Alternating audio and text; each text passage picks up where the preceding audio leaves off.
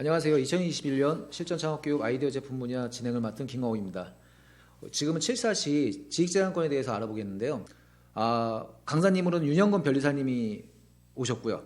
대학에서 이제 화학을 전공하셨고 3M 코리아에서 사무용품 제품부에서 몸담으셨고 리엠목 특허법인 이주양 현 특허법인에서 근무하셨습니다.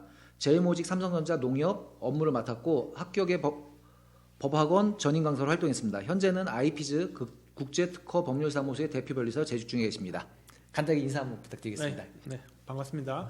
저는 이제 윤형근 변리사고요. 앞에서 설명 주신 대로 원래 이제 3M 콜이라든지 그런 쪽에서 일을 하고 하다가 이제 또 우연한 기회에 이제 변리사 공부를 해서 변리사 합격해서 한 10여 년 지금 변리사 업계에서 일을 하고 있습니다. 예.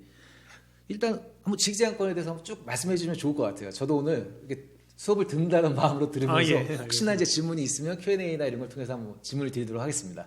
네, 지식재산권이라는 게 그 이름 자체에서도 좀 아실 수 있다시피 우선은 이제 재산권에 관련된 거고요. 그다음에 이제 지식이라는 말이 들어가 있기 때문에 우리가 일반적으로 아시는 이제 동산이라든지 부동산, 아파트 뭐 이런 거하고 좀 틀리게 사람 머리에서 만들어지는 그런 재산권 중에 하나입니다. 근데 이제 지식재산권이라는 게 지적재산권 이렇게도 많이 이제 방송에서 많이 쓰이는데 그 중에 이제 지식재산권은 이제 많이 들어보셨을 겁니다. 오늘 뭐 자세히 또 설명드리겠지만 특허권, 상표권, 디자인권, 그다음에 이제 저작권 이런 것들이 주로 많이 있고요. 그다음에 이제 시대가 워낙 많이 바뀌고 또 이것도 이제 창업 이런 것들 있다 보면 여러 가지 분야가 많이 생겨나서 지식재산권이라는 게 다 어떻게 한정되어 있는 건 아니지만 이제 일반적으로 크게 그런 부분들이 좀 있고요. 그다음에 자세히 말씀드렸지만 뭐 기능적인 것들을 보호하는 게 특허권이고 그다음에 브랜드 이런 것들은 상표권. 그다음에 이제 뭐 제품의 외관을 보호하는 거는 디자인. 그다음에 뭐 여러 가지 모든 창작물을 보호하는 게 저작권이거든요. 그다음에 그 외에 이제 특허하고 좀 관련이 높은 뭐 영업 비밀 뭐 이런 것들이 이제 지식재산권에 다 포함되는 내용들입니다. 근데 지식재산권들이 이제 뭐 말 그대로 재산권인데 이거 평생 갖고 갈 수 있는 그런 것들은 아니고요. 특허라든지 디자인 같은 거 한 20년 정도 보유할 수 있고 상표권은 약간 영구적인 이제 갱신을 할 수 있는 게 있습니다. 그래서 10년이 원래 존속 기간이지만 계속 반복을 해서 이제 늘려서 보유할 수 있고요. 저작권은 이제 사후 70년 이런 걸 보통 이제 원칙적으로 하고 있습니다. 이런 것들. 그럼 기본적으로 저희는 이제 교육생들 자체가 아이디어 제품 분야에 관심이 있어서 지금 들으시는 거니까 아무래도 회사 이름이나 아니면 아이디어 제품에 대한 이름 짓는 상표권에 대해서도 좀 들어야 될 것 같고요. 그렇죠. 그 디자인은 당연히 들어가겠죠. 또 저희가 뭔가 디자인을 해야 되니까 제품 디자인 같은 경우. 그리고 만약에 원천 기술이나 뭔가 그런 뭐 진보가 있었다면 특허까지 가능한 거죠. 그렇죠. 한번 그러면은 순서대로 한번 쭉 안내를 해주시면은 저희가 한번 공부를 해볼게요. 가장 이제 아이디어 창업이라든지 뭐 이런 것과 가장 좀 연관이 높은 게 이제 특허거든요. 그다음에 이제 창업을 하시거나 이런 분들이 또 제일 많이 또 검색을 하면서 알아볼 수 있는 게 이제 특허 그러면 이제 기술적인 것들 아이디어를 이제 어떻게 보호를 할 거냐 이런 것들 얘기를 많이 하는데 이제 특허 그러면 이제 가장 기본적으로 기술이라고 하지만 이제 분야가 워낙 많습니다. 저도 이제 전공이 화학공학이지만 이제 여러 가지 기계도 있고요, 화학도 있고, 그다음에 뭐 여러 가지 방법적인 것도 있습니다. 예를 들면 뭐 부동산 분야와 관련된 것들도 특허가 있거든요. 근데 이제 부동산 자체로는 좀 힘들고 그걸 앱을 이용해서 뭐 직방 뭐 이런 것들 있잖아요, 다방 뭐 해가지고 그런 어떤 비즈니스 모델 같은 것들을 보호하는 것도 특허로 보호가 가능합니다. 이제 특허라는 것들은 이제 어떤 분야가 뭐냐에 따라서는 좀 약간 전문가랑 좀 상의를 해서 내가 이런 것들을 보호받을 수 있을까? 그렇다면 이제 특허청에 먼저 신청을 해서 뭐 어떤 심사를 일정한 좀 엄격한 심사를 거쳐서 등록이 되면 강력한 권리가 생기는데 그게 이제 특허권이거든요. 대신 이제 그런 부분들은 이제 일반 분들이 혼자 하시기는 좀 힘들고 그런 서류라든지 그런 걸 이제 명세서라고 하는데 그런 명세서라든지 그런 작성을 도와주는 게 이제 저 같은 이제 변리사라든지 뭐 특허사무소, 특허법인에서 일을 하게 됩니다.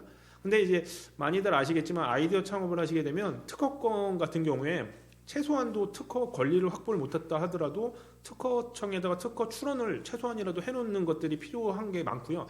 또 어떤 경우에는 그걸 필수 요건으로 하는 경우도 있습니다. 예를 들면 저도 뭐 청년 창업사관학교 이런 데도 코칭도 많이 하고 그다음에 여러 가지 뭐 정책 자금 하는 데들 심사를 많이 가면 그쪽에서도 어떤 주관 기관에서 요구하는 게 특허권이 있냐 없냐. 이런 것들을 되게 요구하는 경우들이 되게 많거든요. 가점이 되는 거죠. 필수라는 데들도 있고요. 심지어는 특허 기술을 기반으로 하는 데들. 그러면은 저도 이제 변리사가 보니까 그런 부분에 좀 초점을 맞춰서 하게 되는데 좀 약간 좀 좋지 않은 특허도 있을 수도 있고, 근데 결과는 알 수가 없거든요. 실제로는. 그러니까 아이디어 창업을 하시게 되면 가장 기본적으로 자기 분야가 어디냐에 맞춰서 특허를 신청을 가능한지.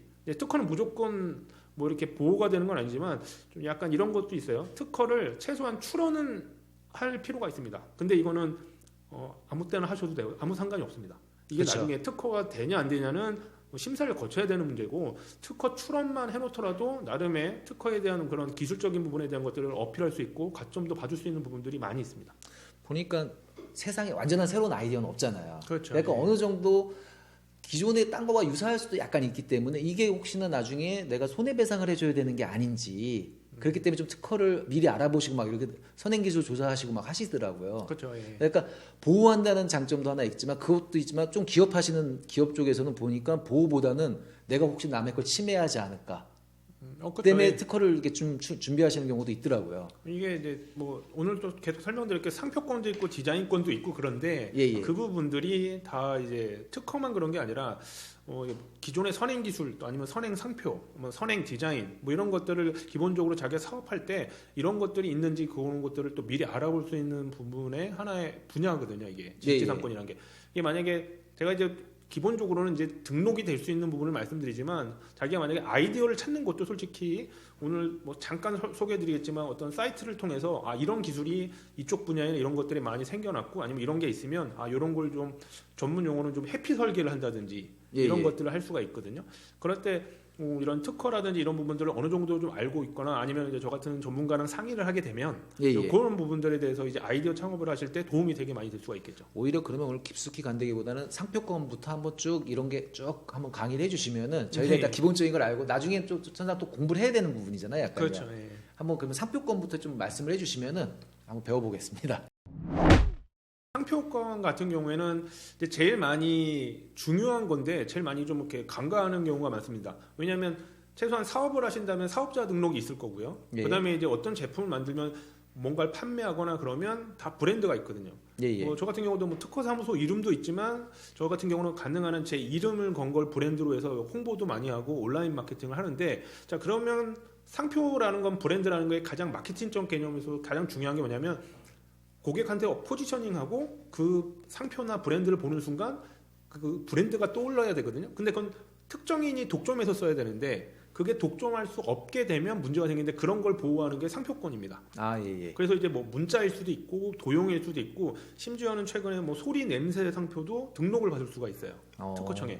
냄새 상표는 아직은 어렵지만 소리 상표는 되게 많습니다. 뭐 까똑 이런 소리들도 또 상표 보호가 되거든요. 그것도 상표인가요? 예, 그렇죠. 그러니까 예전에는 안 되다가 예. 개정이 돼서 2000년대 말부터 이제 그런 것들을 보호 대상으로 할 수 있는데, 사랑해요 LG 뭐 이런 것들 이런 것들이 이제 맨 처음 1호 상표가 돼서 뭐 많이 진행이 됐고, 이제 최근에는 카톡 그것들이 소리가 이제 등록도 됐고.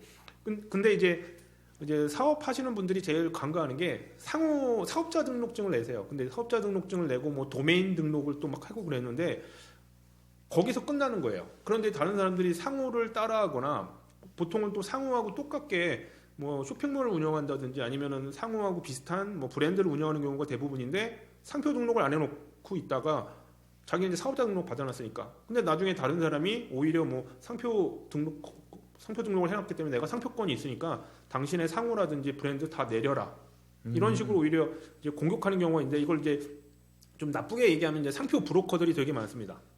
그런 부분들. 그래서 이제 국내뿐만 아니라 해외에서도 그런 일들이 많은데, 이 상표라는 거는 뭐 보호 대상 크게 뭐 그렇게 어떤 제한 대상이 없고요. 뭐 상호일 수도 있고, 내가 같은 이거를 브랜드로서 사용한다라고 생각되면 상표권으로 꼭 등록을 받으셔야 돼요. 이런 부분들. 그래서 꼭 아이디어 창업뿐만 아니라 자그마한 뭐 제과점을 운영하시든 가게를 운영하시더라도, 뭐 최근에도 저도 고객 중에 레스토랑 잠깐 운영하시려고 만들었는데 사업자 등록만 받아놓고 있다가 상표권을 받아놓은 사람한테 뭐 침해 경고 받아가지고 자기는 사업자 등록증도 나왔으니까 안심하고 있었다가 보니까 상표권이 먼저 등록돼 있고, 그러면 상표권이 가장 셉니다. 사업자 등록증은 뭐 앞에서 뭐 여러 가지 회계사나 세무사님 뭐 그런 혹시 회계사 이런 뭐 분들한테 그런 걸 들어보셨겠지만, 사업자 등록증은 좀 이런 얘기 좀 그렇지만 이거는 그냥 저는 이제 앞으로 이 이름으로 세금을 낼게요 이런 이름밖에 없습니다. 그러니까 사업자 등록증에 어떤 권리도 없다는 거죠? 없습니다. 하나도. 유명하면 조금 보호가 되는데 아무런 권리가 없거든요. 그렇기 때문에 이런 것들은 세무사나 회계사분한테 물어보시면 그런 거 잘 몰라요. 그냥 뭐 이거 사업자 등록증 뭐 내는 그래서 이제 세무사분들이 도와주시거나 그런 것들은 그냥 이름만 그렇게 정해서 앞으로 이름을 뭐 세금을 내겠다 이런 겁니다. 그래서 시공구가 틀리면 동일한 상호, 동일한 업종에 동일한 상호가 있을 수가 있어요. 많더라고요. 근데 그게 가능한 거예요. 근데 예. 상표로 등록을 받아놓으면 그게 거의 불가능합니다. 대신 이제 세금 계산서 발행만 할 때 사업 상호는 크게 문제가 없는데 이제 그걸 브랜드로서 표시하려고 하는 순간 상표권자한테 시달리게 돼요. 그러니까 상표권을 갖고 있어야지 내가 마음대로 쓸 수가 있게 되는 거죠. 그럼 두 개겠네요. 저희가 이제 고민할 때는 회사 명이 있고 또 제품 명이 있잖아요. 그렇죠. 예. 그럼 둘 다 상표가 가능하다 말씀하시는 거예요? 가능한 둘 다 받는 게 좋은데 만약에 회사 상호는 뭐 세금 계산서 발행으로만 사용한다. 이러면 굳이 상표 등록을 저희는 추천을 안 해요.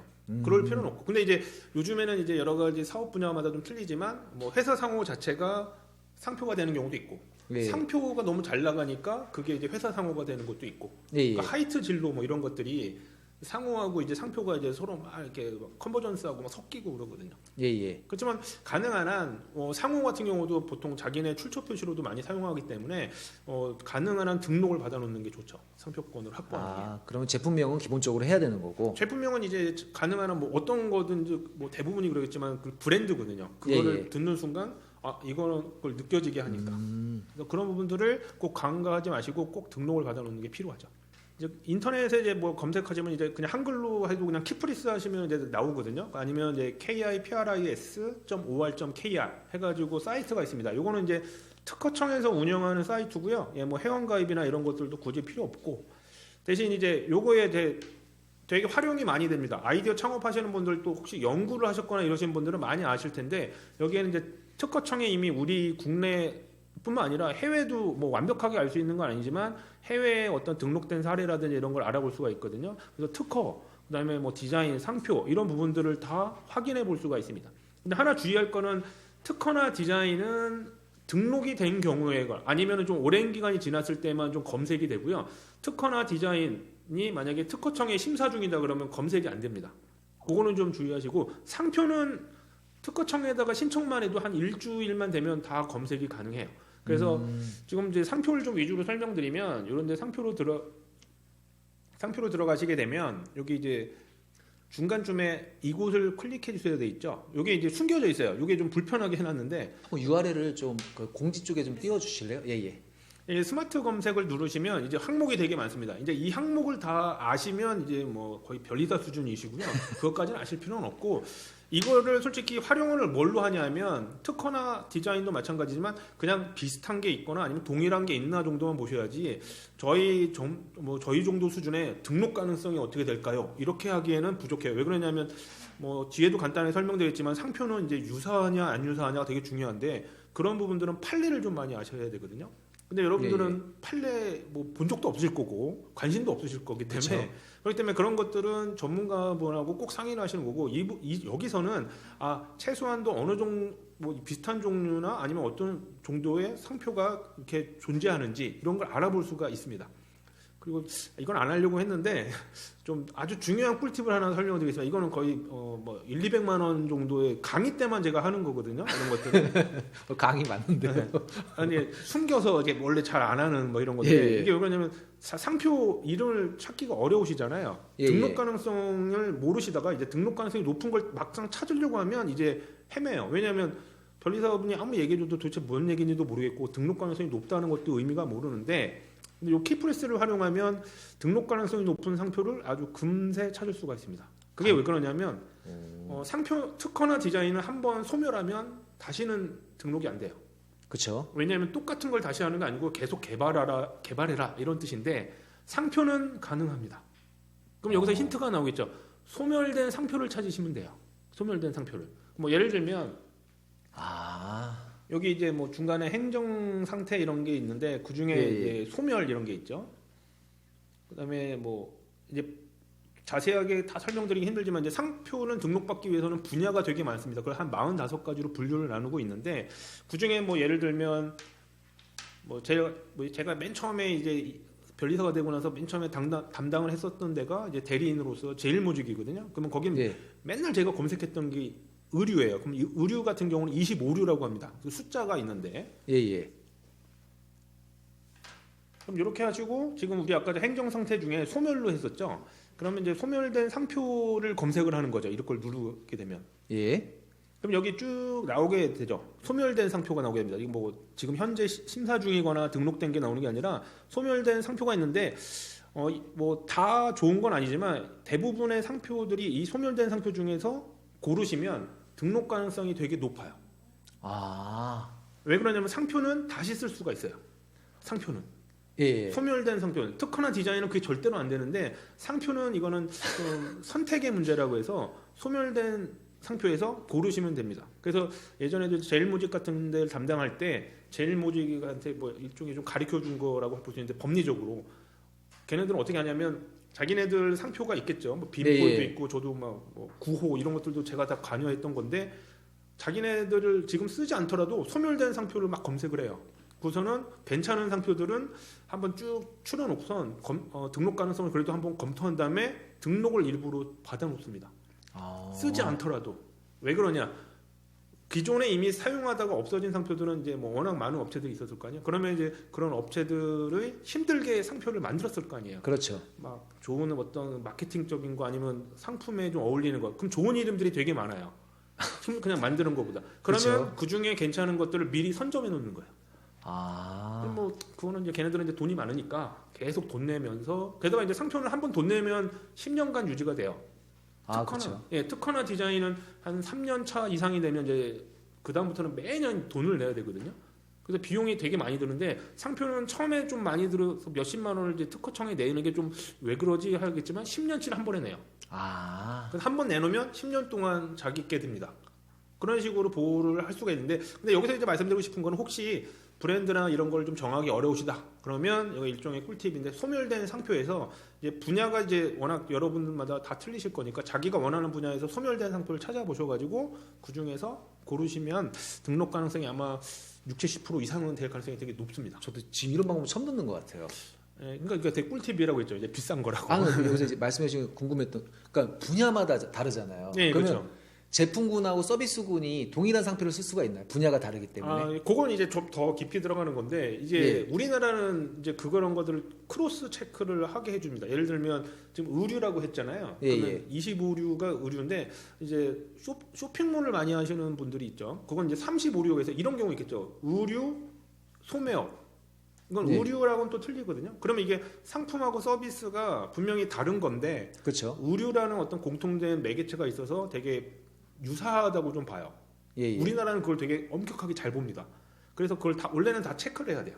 그래서 저희는 이제 여기서는 제가 예를 이렇게만 들었지만 실제로는 만약에 자기가 원하는 분야가 뭐 의료기계 쪽이다 그러면 16거든요. 그러면 의료기계만 보는 게 아니라 의료기계와 관련된 서비스 분야도 같이 조사를 원래 해야 되고 저도 이제 등록 가능성을 검토한다면 그런 것들을 다 연관성 있는 거를 제가 조사합니다. 그럼 등록을 받았으면 만약 상품 쪽에서 받았어요. 그럼 이거 서비스 쪽에서도 그 상표를 못 쓰는 거예요? 쓰지는 못하는데 권리 행사는 가능해요.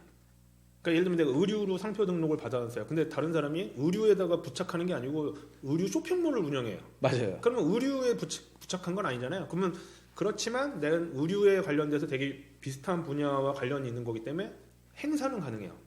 사용하지 마라. 그럼 약간 더 깊이 얘기하면 쇼핑몰 하시는 분들은 그래서 이런 문제가 있을 수 있기 때문에 일부러 다 받아요. 상품 쪽도 받아놓고 서비스 쪽, 도소매업, 뭐 쇼핑몰 이런 것도 일부러 다 받아. 보니까 되게 광범위하게 받으시는 제조사들이 있더라고요. 그게 당연한 게 예를 들면 제가 고객 중에 또 구두 이런 쪽에 되게 유명한 데가 있는데 이제 막 커가는데요. 근데 구두만 딱 해놨다가 이게 구두만 하지 않잖아요. 보통 뭐 패션 용품의 액세서리 막 아니면 가방, 의류하고 연결되는데 그거를 노리는 거예요. 또 브로커들이 보니까 이 비슷한 상표가 나중에 좀 커가니까 신발은 이미 등록을 진행하고 있으니까 가방 이런 데다가 등록을 막 받아놓는 거예요. 그래서 그분은 그 이후로 자기가 상표를 새로이 할 때는 무조건 의류 뭐 가방 뭐 신발만 안 해요. 무조건 뭐 패션 용품도 가능한 돈이 들더라도 그걸 막 같이 해요.